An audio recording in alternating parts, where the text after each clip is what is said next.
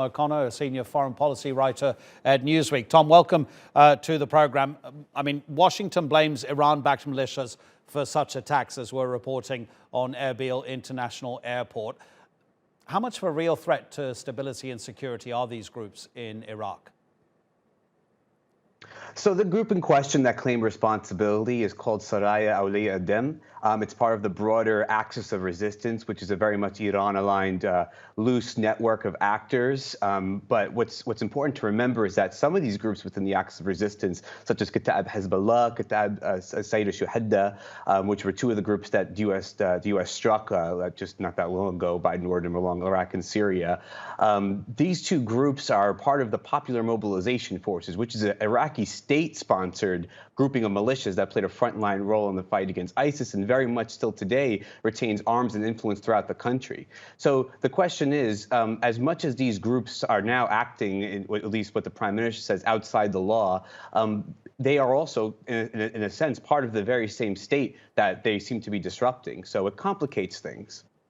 What about the influence of Iran overall on Iraqi politics? You mentioned those American airstrikes on the border between Syria and Iraq. A day afterwards, I spoke to a member of the local Baghdad government, and he said, for us Iraqis, those militias are not a problem, and the Americans are violating our sovereignty. Was he telling the truth, or do you think that Iran has that much influence that actually he didn't have any choice but to say that?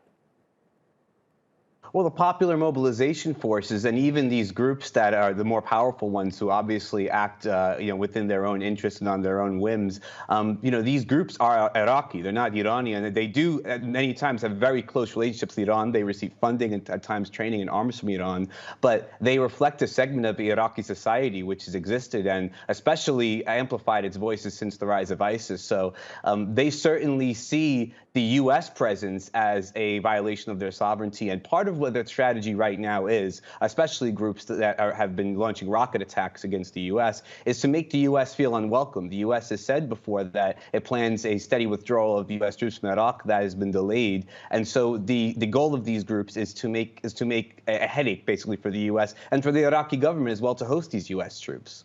Do you see any of this having any influence over the indirect negotiations that are taking place that may see the U.S. come back to the 2015 nuclear deal with Iran?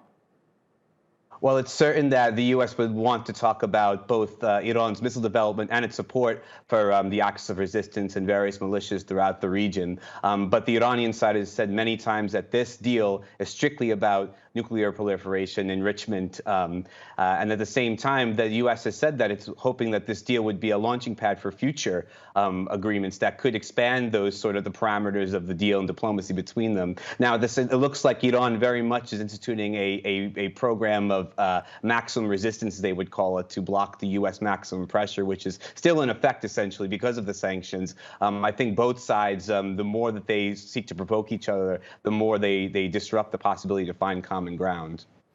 Tom O'Connor from Newsweek, thanks once again. Really appreciate it.